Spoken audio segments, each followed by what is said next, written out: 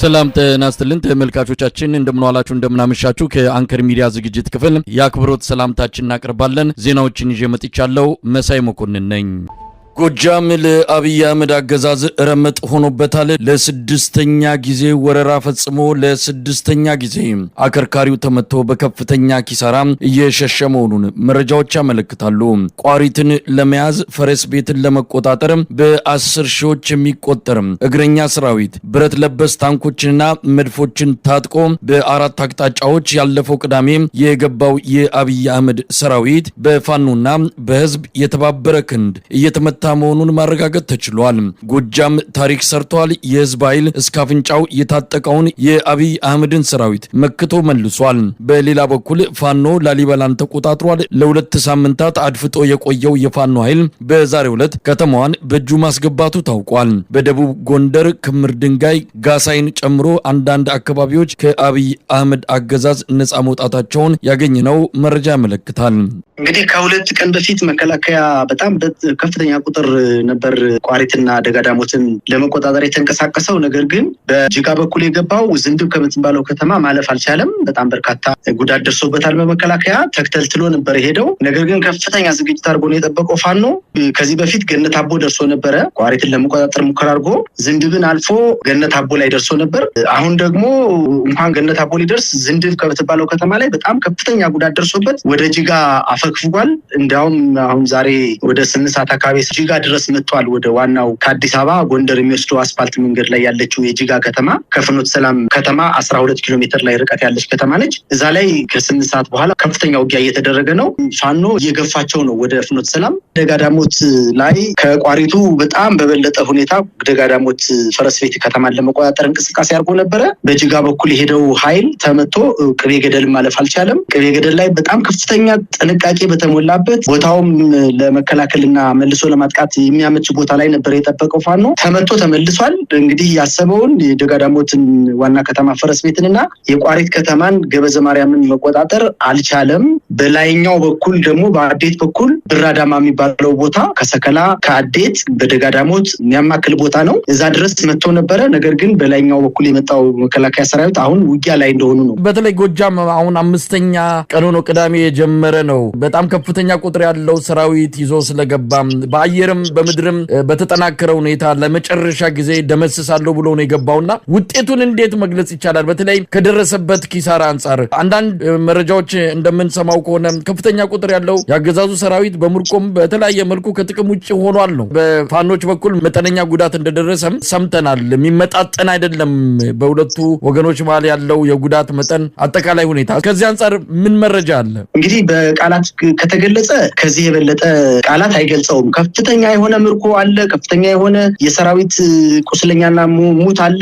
መከላከያ ዝንድብ ከተማ ላይ በተለይ ወደ ጅጋ እየሸሸ ባለበት ሰዓት የወደቁ መከላከያዎችን እንኳን ማንሳት አልቻለም ነው። ድሉ በጣም ከፍተኛ ነው። ፋኖ ቅድመ ዝግጅት አድርጎ ነበረ። አጠቃላይ ማህበረሰቡን አንቅቶ አደራጅቶ ቦታ ሲይዞ ነው የጠበቀው። ዝንድብ በምትባለው ቦታና በቅቤ ገደል ደጋዳሞትን ደግሞ ለማጥቃት በቅቤ ገደል የተንቀሳቀሰው ኃይል ከፍተኛ ኪሳራ ነው የደረሰበት። በጣም ከፍተኛ ሙትና ቁስለኛ ነው የሆነው። በሎጂስቲክስ ደረጃ በከፍተኛ ሁኔታ ፋኖን አስታጥቆ ነው የተመለሰው። በደጋዳሞት የሚባለው አጠቃላይ ሰከላ ቋሪትና ፈረስ ቤት አካባቢ ላይ ተደጋጋሚ ሽንፈት ነው የደረሰበት። ከዚህ አልፎ አሁን እኮ ውጊያው ቡሬ ከተማን እኮ ፋኖ ተቆጣጥሯል። ቡሬ ከተማን ተቆጣጠረ ማለት እኮ በወለጋ በኩል ያለውን መስመር ዘግቶታል ማለት ነው። እንዲያውም ተጨማሪ ኪሳራ ነው የደረሰበት።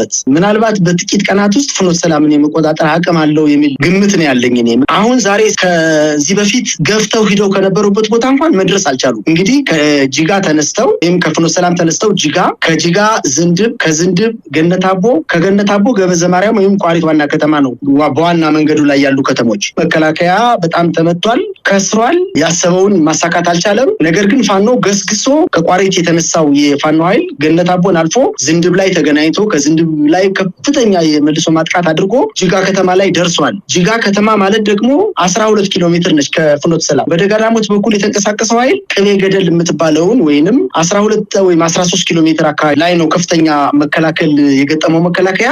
አሁን ወደ ደንበጫ ማፈግፈግ ላይ ነው። ቋሪትንና ደጋዳሞትን ትኩረት መንግስት ለምን እንደሰጠው ራሱ ሊገባኝ አልቻለም። ሽንፈቱን ለመሸፈን ቋሪትና ደጋዳሞትን በወታደራዊ ኃይል ይዣለሁ ብሎ ፕሮፓጋንዳ ለመስራት ካልሆነ በስተቀር እዛ ላይ የሚያገኘው ምንም ጥቅም የለም። ከፍተኛ ቦታ ነው፣ ደጋ ነው፣ ከድንችና ከገብስ ውጪ ሌላ የማይመረትበት አካባቢ ነው። ሂዶ ምን ሊያገኝ እንደሆነ አልገባኝም። ከዚህ በፊትም ደጋዳሞት ላይ ወይም ፈረስቤት ከተማ ላይ በአምስተኛ ዙር ማጥቃት ተከፍቶ ሲገባ እንስሳት ሳይቀርቡ ከተማውን ለቀው ብቻውን ገብቶ 2 ቀን አድሮ ነው ተመልሶ የወጣው። ዛሬ ግን ያንን እድል አላገኘም፣ ተመቶ ተመልሷል። ምናልባት አሁን አንዳንድ መረጃዎችን እንሰማለን በምድር የፋኖን ኃይል መቋቋም እንዳልቻለ፣ ስለዚህም በድሮንና በተለያየ የአየር ላይ ጥቃቶች እንደዚሁ ወደዛ መሸጋገሩና በዛ ፋኖን ለማዳከም ወደዛ እርምጃ መግባቱን እየሰማን ያለ ነው። በአንዳንድ ቦታዎች ላይ የድሮን ጥቃት እየተፈጸመ ነው። የጎጃሙንም ጦርነት ማሸነፍ እንደማይችል ሲረዳ ወደዛ እየገባ ነው የሚል ነገር ነው። ብዙዎቹ የፋኖ አመራሮች አስፈላጊው ጥንቃቄ እንዲደረግ መልእክትም እያስተላለፉ ነው። ከዚህ አንጻር ምን ማለት ይቻላል? እንግዲህ መንግስት ያለ የሌለ ኃይሉን የእግረኛውን፣ ሜካናይዝዱን፣ የአውሮፕላኑን፣ የድሮኑን አልፎ ተርፎ በጣና ሐይቅ ላይ እኮ የባህር ኃይል ውጊያ ሁሉ ጀምሯልና ያለ የሌለ ኃይሉን ተጠቅሞ ግን ያገኘው ውጤት ምንድነው ነው? ምንም ያገኘው ውጤት የለም። እንዲያውም ከተሞችን እየለቀቀ ነው የመጣው። ለመጨረሻ ጊዜ ብሎ የገባው መከላከያ ሰራዊት በፋኖ ቁጥጥር ስር የነበሩ ከተሞችን ማስለቀቅ አልቻለም። እንዲያውም እየተገፋ ነው። እንግዲህ ውጊያ ስለሆነ በውጊያ መሀል የሚሞት ኃይል ይኖራል። ገበሬ ይሞታል፣ እርሻ ይቃጠላል፣ ሰብል የታጨደ አውድማ ይቃጠላል፣ የተከመረ እህል ይቃጠላል፣ እንስሳቶች ይገደላሉ። ይሄ የሚጠበቅ ስለሆነ ድሮንም እየተጠቀመ ህዝብን ማሸነፍ አይችልም፣ በምንም ተአምር አይችልም። ህዝባዊ ሆኗል። በተለይ በጣም የሚገርመኝ ነገር የቆላ ደጋዳሞት የፋኖ እንቅስቃሴ ከህዝቡ ጋር በጣም በመግባባት ነው እየተንቀሳቀሱ ያሉት። እንግዲህ ህዝብን ያሸነፈ መንግስት እኛ በዓለም ላይ ሰምተንም አይተንም አናውቅም። ድሮንም ቢጠቀም ህዝቡ አንዴ የቀረህ እቤት የተቀመጥክ ጥቁር ውሻ ውለድ ብሎ አንዴ አዋጅ አውጥቷልና ተፋፍረዋል። ከእንግዲህ ገበሬው አይመለስም። የፈለገውን ያክል ቢጠቀም ምንም ነገር የጦር መሳሪያ በእጁ ላይ ያለ የጦር መሳሪያ ሁሉ ቢጠቀም ህዝብን ማሸነፍ ስለማይቻል መሸነፉ አይቀርም መከላከያ የሚል እምነት ነው ያለኝ። እንግዲህ ላሊበላን በተመለከተ ዛሬ ላሊበላን የፋኖ ኃይል መቆጣጠሩ እየተገለጸ ነው። አሁን ዘግይቶ የመጡት መረጃዎች እንደሚያሳዩትም ከተማዋን ሙሉ በሙሉ ከአገዛዙ ሰራዊት ነጻ አድርጓል የሚል ነው። እስቲ ላሊበላ አካባቢ ምንድን ያለው የቅርስ አደጋ ላይ መውደቃቸው የተነገረ ነበረ። በአንዳንድ ሚዲያዎችም እንደዚሁ በአንዳንድ መረጃ ምንጮችም ትልቅ አደጋ ነው ቅርሶች ላይ የተጋረጠው የሚልም ነገር ተሰምቶ ነበር። አሁን ዛሬ የምንሰማው ደግሞ ፋኖ ይህንን አካባቢ ከአገዛዙ ሰራዊት ነጻ ማድረጉን ነው። እስቲ በዚህ ዙሪያ ምን አለ? እንግዲህ እሱን ከመግለጽ በፊት ከዚህ ከደብረ ታቦር አካባቢ ያለውን ነገር ላንሳድግ።